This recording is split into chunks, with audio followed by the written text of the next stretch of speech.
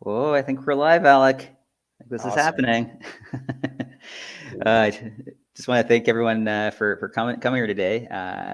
3 key tips for scaling your e-commerce business, joint webinar with BigCommerce, and Alec, big heavy hitter at BigCommerce here. Thanks for coming out. Thanks for having me, Mark.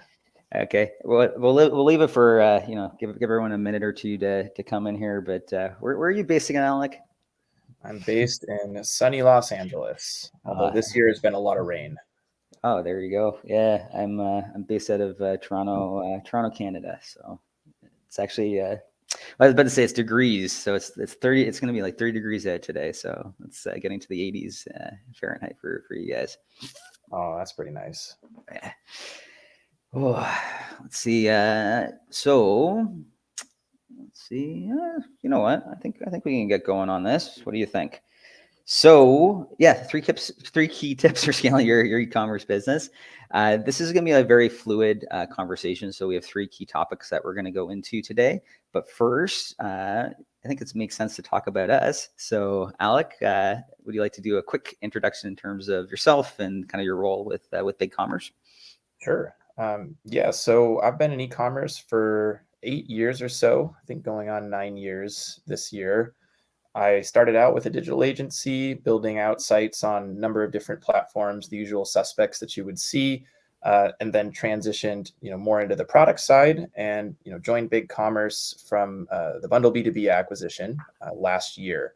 So since joining BigCommerce, I've been focused on our back office technology partnerships, working with technology vendors such as yourself, as well as resellers and implementers of back office technology, whether that's ERP, CRM, PIM, etc. So it's a little bit about me, and excited to be here with you, Mark, talking about best of breed technology. I love it. Yes, and that's why we chose you. Getting some hearts there too. Yeah, and then it's actually a very similar story for myself outside of through an acquisition, but been part of kind of the e-commerce space for the last 6-7 years on app technology partnership side. So best in breed and building out this kind of platform approach and solution set. So really excited to have Alec here because he's got great experience, and hopefully, again, everyone takes a lot from this. So in terms of format for today, we're actually going to go through it in 3 different modules. This kind of best in breed platform approach, tech stacks, why it matters, how it can match towards your business, and going through that topic. The second one kind of gets into that a little bit as well, but more specific around even how BigCommerce and Katana works together from automation perspective. So thinking about it from a front end perspective with BigCommerce and the back end side with Katana.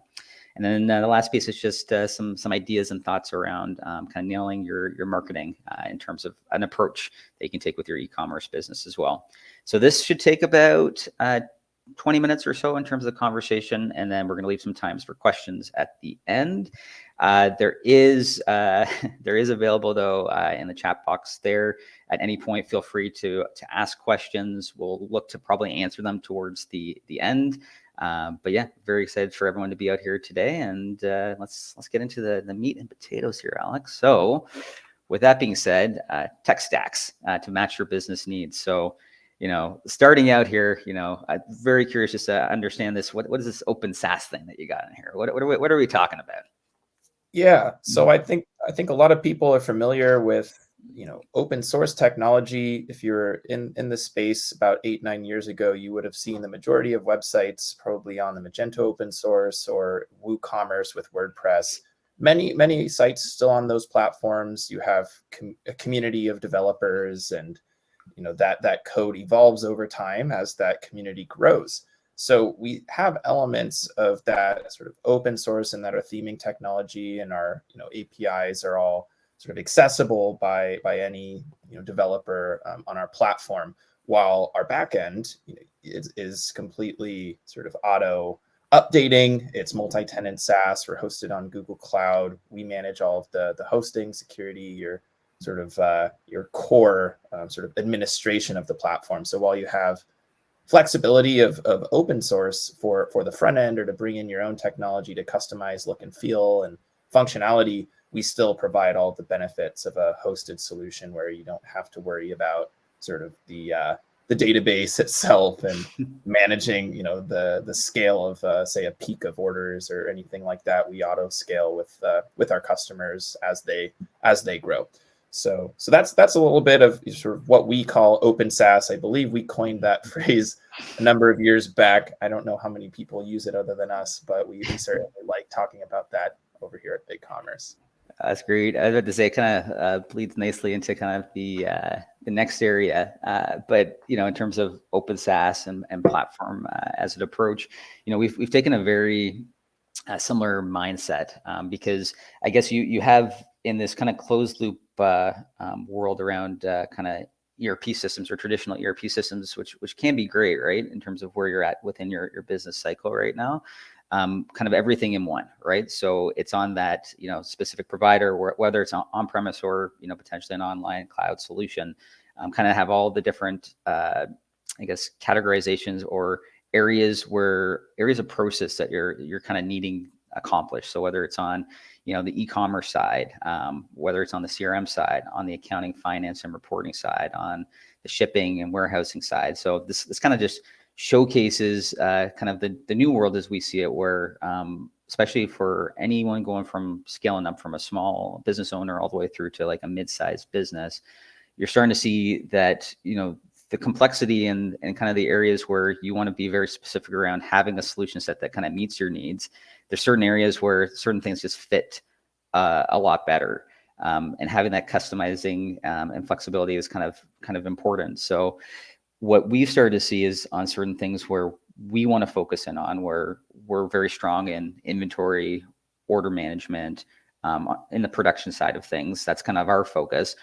From a strategic standpoint, we're looking to work with other vendors like BigCommerce to make sure that we're kind of adhering to the needs of what customers need on all these other elements and partnering with those kind of players. Because for a number of reasons, for us to be the best at doing those things, it's just extremely hard. It's extremely hard to stay on top of it, to understand what customers are looking for. So it comes back to figuring out, okay, in what areas where we can kind of just ensure that we're providing the best service possible, and then partnering and making sure that everything else is kind of being handled through the selection process.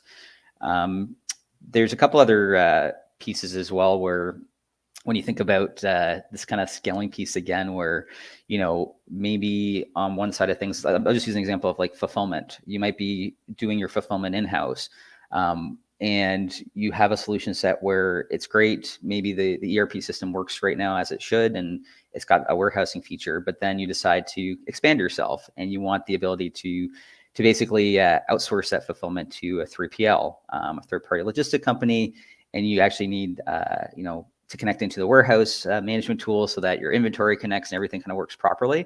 If the solution set that you have right now limits you or makes it really hard, there's no open API or there's no potential partners that you might want to work with that connects in the dots there, all of a sudden you've got this dispersed kind of workflow and you don't have this continuity in terms of being able to approach things. Everything from implementation to the costing of having a full ERP versus, again, being able to kind of plug in things as you're looking to grow, and being able to potentially use the stuff that you have right now. So let's say you're with Katana, but you're looking for a robust, direct-to-consumer and B2B e-com solution, and you're kind of in the market to look for it. The fact that we partner with BigCommerce all of a sudden enables you to kind of be able to quickly go, or potentially you're with another platform and you want to re-platform off into BigCommerce. So this flexibility, this cost effectiveness, this ability to scale with exactly what your business needs. Those are kind of all the things around why we've kind of focused in this sort of way. Yeah, Mark, I think it's very interesting what we see happening with, the combination of technology and being able to couple QuickBooks with various other bolt-ons that do not provide financials to do the order fulfillment or the manufacturing and replenishment process for merchants. So, what have you seen in terms of that threshold of starting to look at a accounting system mixed with order management, fulfillment, and warehouse management, like a traditional ERP? I think that floor over the years is going up as solution providers, technology platforms such as yourself and developers have been able to kind of connect a lot of these dots, right? And imagine if there were no connectors for any of these systems out of the box. That would be very daunting for a merchant to think, oh, well, I could not go with a full ERP, but then I would have to go and build all of these things. So, now that sort of a lot of these connectors exist, what have you seen across your merchant base in terms of, that capability to scale before looking at a combined model of financials and order management? Yeah, it's interesting because oftentimes it's gone to the threshold of like even 6-7 years ago when starting out doing this with a bunch of merchants too at another company, where it's like there would be this hesitation, but now it's almost an expectation. It's kind of like if if you don't have it, they're not going to look at you. And I think that's probably the biggest thing that we've started to see in terms of like the numbers and customers coming in, where it's like there is an expectation that you've got this in play, that you can help to support it, and there's I guess been a bit more confidence around kind of knowing even the segmentation piece, if that makes sense, around like, your accountant and bookkeeper is very comfortable, whether it's in-house or out-house or being outsourced through, but very comfortable in like these specific accounting systems, right? So they're very comfortable with like a QuickBooks online or a Xero or Sage or whatever system that might be in play right now. But then, potentially having to go into our system and learn a new accounting kind of language, if that's kind of was in our foray, that would be a challenge. So it's actually like one of those things where, as long as the flows are kind of working as they should for the persona of that individual that's going to be needing the data coming and flowing through, or at least access to the data, so that it's more accurately going to be reported within our system. It's almost like table stakes now. Like, to be honest with you, it's just it's interesting how that kind of has transitioned over the years. Yeah, love it. Cool. Okay, so I think we're going to go into the next one. So automation. So kind of talked about this a little bit with regards to tech stack, but getting a little bit more granular in terms of the front end and the back end, and kind of showing it from a BigCommerce and Katana perspective. So Alec, don't scare everyone here, because I saw this slide and it scared me. I was like, "What? Just tell us about this right now," because don't scare everyone Yeah, off. yeah, absolutely. So the top of the diagram here, that's what we call the presentation layer of the glass. That's what a merchant's end users or shoppers are going to be interacting with. So that's a cart-based promotion, or that's content based off of a previous visit in a viewed product, or based off of logging in from one country and IP versus another, and being able to see the right pricing and the right product set based off of availability to ship within those locales. So for us, there's no right or wrong way to implement BigCommerce. There's just requirements that can be addressed with different tools, or native tools, right? So whether that's a third-party content management system like a Contentful or a Content Stack to go deliver that personalized content, or using our out-of-the-box theming engine Stencil to go and set your related products and your promotions and rules, and to the extent you can personalize within our box. So that's really why we offer flexibility for developers, as well as technology platforms such as yourself, to bolt on, leverage both our GraphQL storefront APIs for front end flexibility, as well as using our REST APIs for our data communication for orders and customers, and product information management, inventory management, etc. So there's definitely wrong ways to automate, which is why I think business process is really the most important thing to nail. And a lot of that business process and analysis happens in, I guess, what you would call the pre-sale, or the shortly after post-sale of BigCommerce, and working with one of our agency partners, or for larger brands, they'll have internal digital transformation teams that will focus on outlining, okay, here are all of the business processes, here's how we're fulfilling orders today.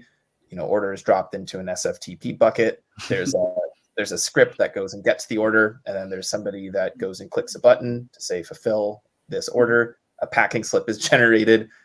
you then updated the website, right? So I don't want to get into the whole integration flow because I know we have a slide on that later, but that's an example of, how you would automate with an order management or an inventory management system versus, for front end personalization business process, that's more so, talking about content, right? So those are really the two. We're a front end, experience engine just as much as we are a facilitator for back end operations with order management, product data, and inventory management, because you don't want to go serve up a product that you can't build, or if you are, then you want to have a lead time attached to that product, right? That can come through as, say, a meta field on a product to say, hey, there's a lead time on this particular item. You can order it, but you're going to have to wait. And so then you're, of course, managing those expectations and the demands, of course, of your customers who could otherwise go, buy something and see it possibly the same day via, a local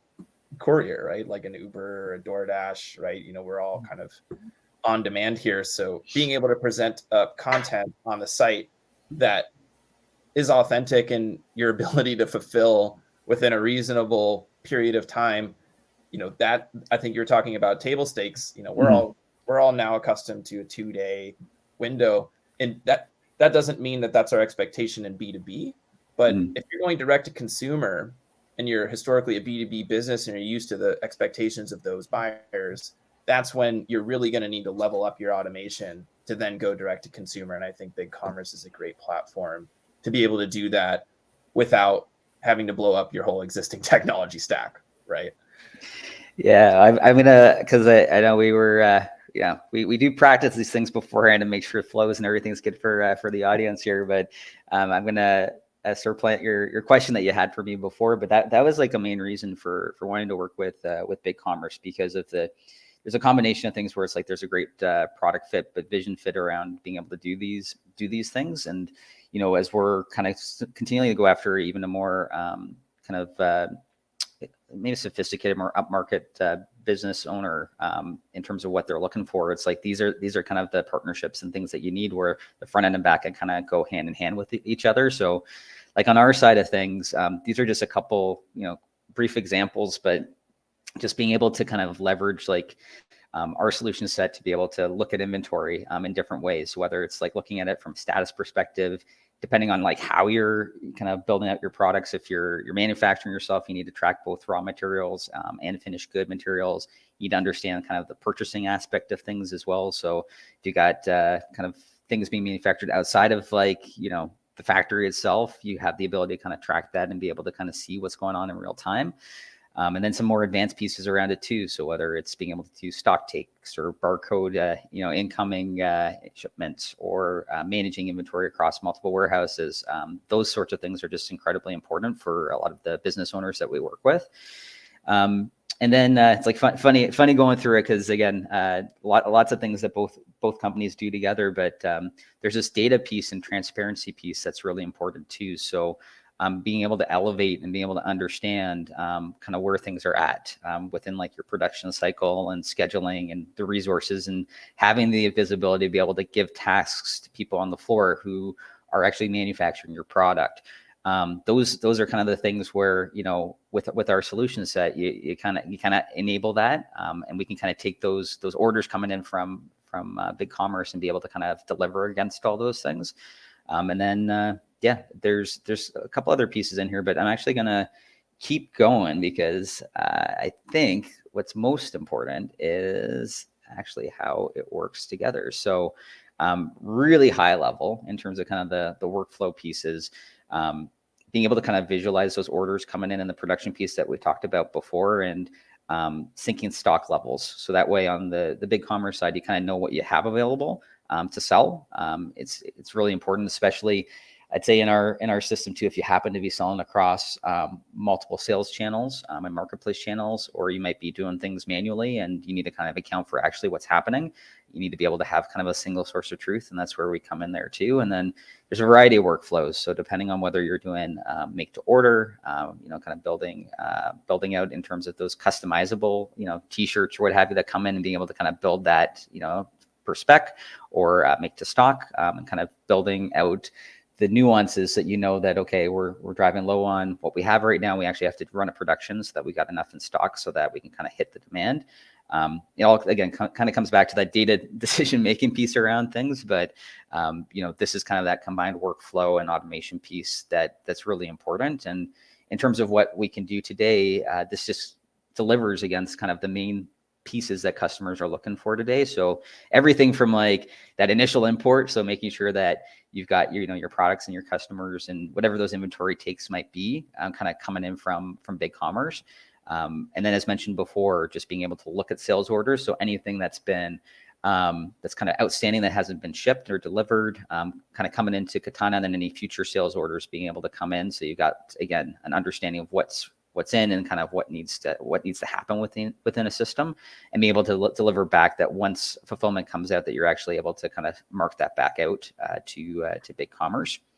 As mentioned, the inventory levels, again, keeping everything kind of available for sale being incredibly important, and then just some matching principles so that that products and customers are kind of going through as they should, and new customers that come through from BigCommerce are kind of coming into to Katana in the right way, so that you can track those things internally. So I think the big piece here, this is a very simplistic view, but it's just this level of being able to automate what traditionally would be, kind of pen and paper, through Excel, not in the cloud. So you'd have like multiple people, maybe you had multiple factories where things are happening and you wouldn't be able to kind of talk or communicate with each other easily. And now being able to kind of have these two solution sets working well together, that's kind of the big ticket item here for us, is just like making it simpler for everyone to want to kind of use a great solution set like BigCommerce with an inventory order production management system like Katana.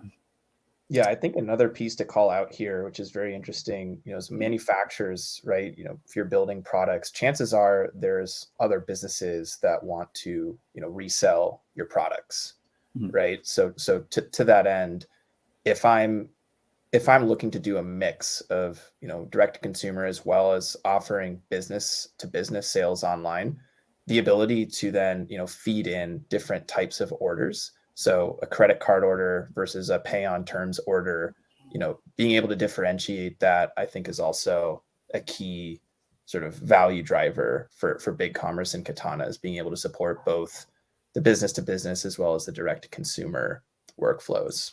Yeah, 100% within the context of an integration. Yeah, and that's something at least, and I think it's a very similar mode that you've been talking about for. I feel like we started this conversation a year ago, but yeah, I think audio, Mark. Pardon? Can you hear me? Hello. Okay, I'm good. Okay, I was going to say we may have lost some connectivity here. Are we back? Are we back now, though? Hello. Let me see, everyone. Andrew can hear us both. JT can hear us both. Richard, what we got here? You can hear us both. Alec, it might be your set.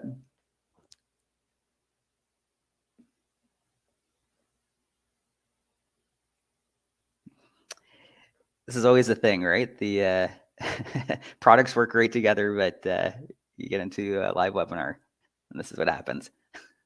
Alec, can you hear me or no? Oh, we lost him. One moment, everyone. Appreciate the patience here. How are we doing so far, though? Okay, more smiles. We'll take it. All right. I'm not sure what happened. Okay. Are you good? I think I'm good now. Okay, yeah. Cool. Thanks. Yeah. No, not a problem at all. Wouldn't be a live webinar without some technical glitches, right? No, I was like smiling. It's like, well, it's also more back in the day where I used to have to, go in the office every day. It would always be these presentations with audio, visual, anything where things would just go wrong live, and you're just like, we're part of a tech company. Like, we can't get that right, but we can get like this, these sophisticated, solution sets doing all sorts of cool stuff together going. So, but I was just saying that the what we're seeing on our side, and the reason again for partnering, is like we're seeing more, that expansion piece, right? Where it's just like, okay, I might be on one side of the aisle or the other in terms of doing direct to consumer or wholesale. Right. and looking at different business models and looking at ways to expand. And it goes back to that growth piece. If you don't have the right partners and if you don't have the capabilities to easily kind of get into it, then you get challenged against it. So yeah, that was a great point there, Alec. Absolutely.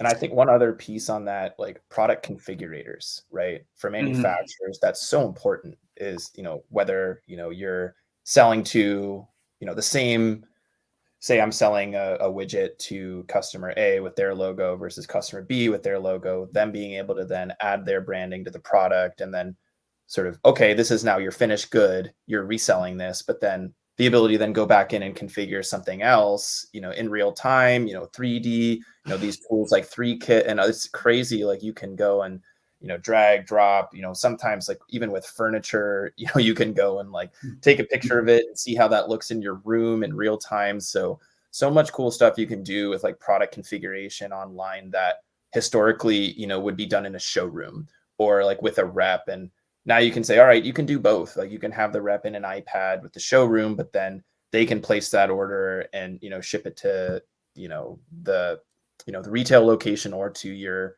house. In the case of, if I'm a consumer, I just need one unit of this. Yeah, you're going to charge them more, but for a business, I want to go and configure something. And then, okay, now this is on my product line sheet. I would like to, to place an order of like 100 units of this, right? Yeah. So really, really beneficial to have that mix under one roof because you don't have to reinvest or reinvent any of that sort of front end functionality, I guess you could say, that applies to both of those audiences. That makes sense. So, man, it's just flying by here, but we got only one more topic here, and this is all Alec. It's on nailing market. This is the grand finale, nailing marketing for your e-commerce business. But I think this is a very cool concept. I'd say it's just or something to take into account with regards to marketing. So we got another beautiful slide here, Alec. What's Feedonomics? Sure.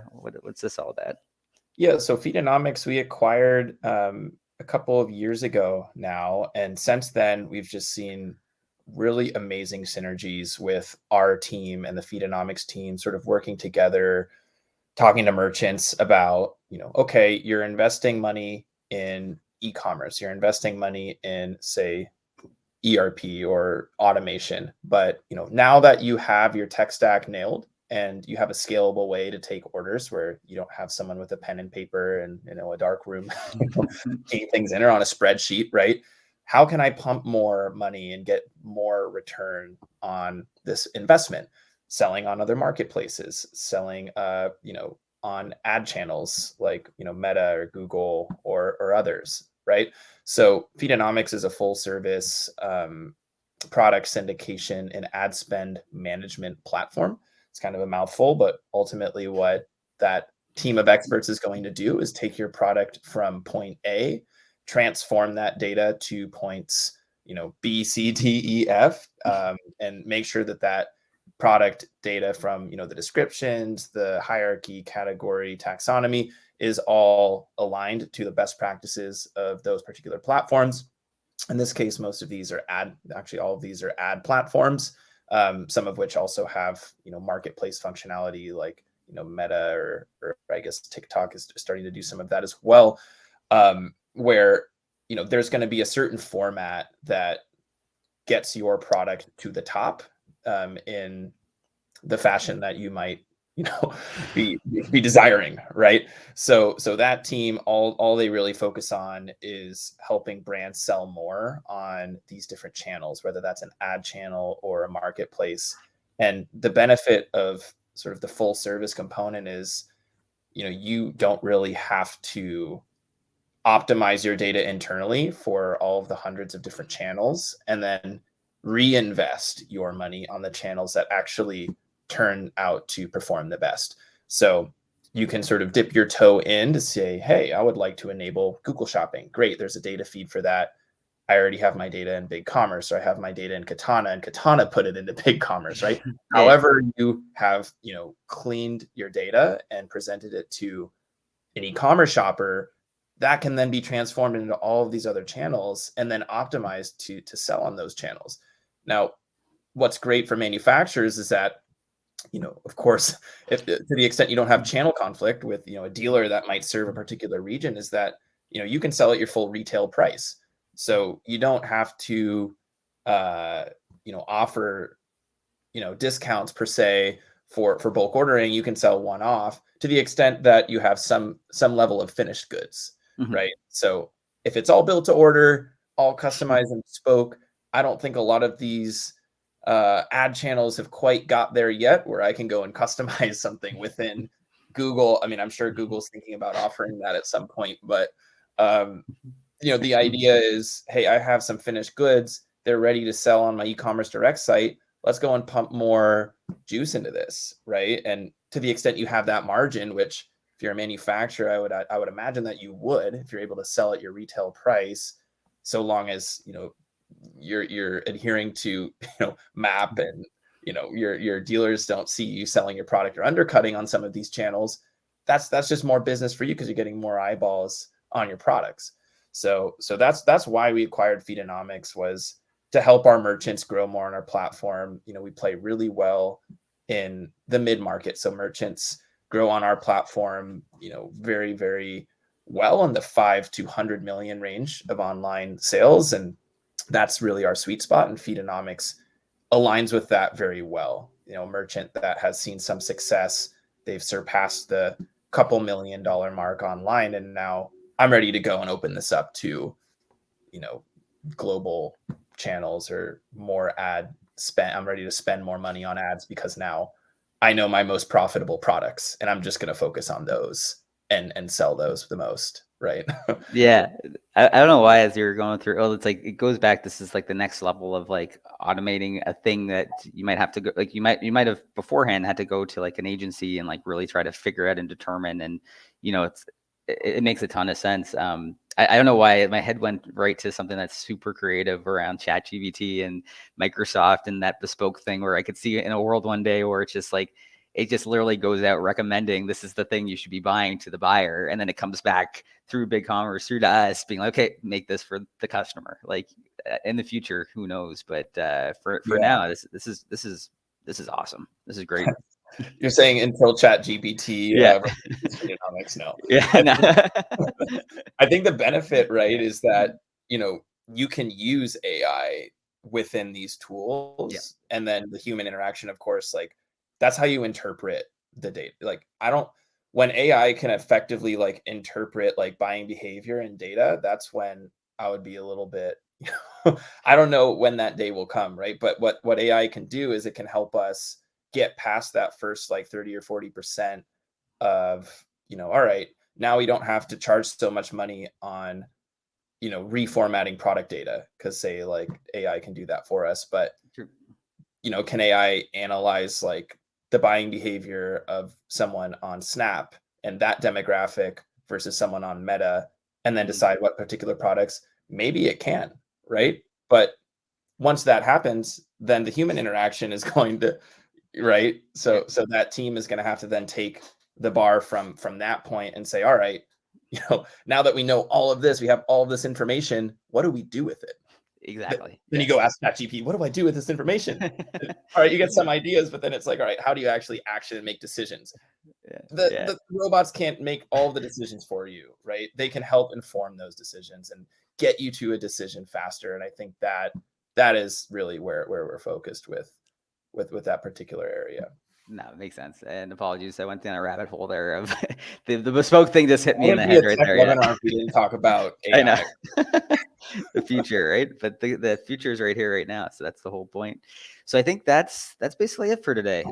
In terms of the presentation and the content pieces that we wanted to go through. So can open up for questions. There's no pressure here. We will send over this material to you afterwards, or, along with our contact details, so you can ask specific questions to us as well. But yeah, if you have any questions, feel free to let us know right now. But otherwise, hopefully, this was helpful. And Alec, what are you saying? Yeah, this was great, Alec. Really appreciate you coming out for this too. This is even better than I expected. Awesome. Awesome. Well, thanks for having me, Mark. Always happy to do these. I love your product, and I think you guys are really innovating in a space that's underserved, and hopefully we get the word out. Yeah, that's the whole point here. Ditto on our side too, Alec. Awesome. Yeah. Take care. Yeah. Oh, there's a Oh, question. okay, Andrew. I'll do my best on the Katana API. What is your question? Service on the profile as a plugin. Whew, okay. I'm going to take this one offline, Andrew, but I will check with our team on that and then loop back. Cool. I'd like to see you answer that in real time, actually, Mark. But my pay grade. I'm just a pretty face. That's good. Get the product people on fast. Yeah. Thanks, Andrew, though. Awesome. Okay, take care. Thanks Yeah. all. Thanks so much.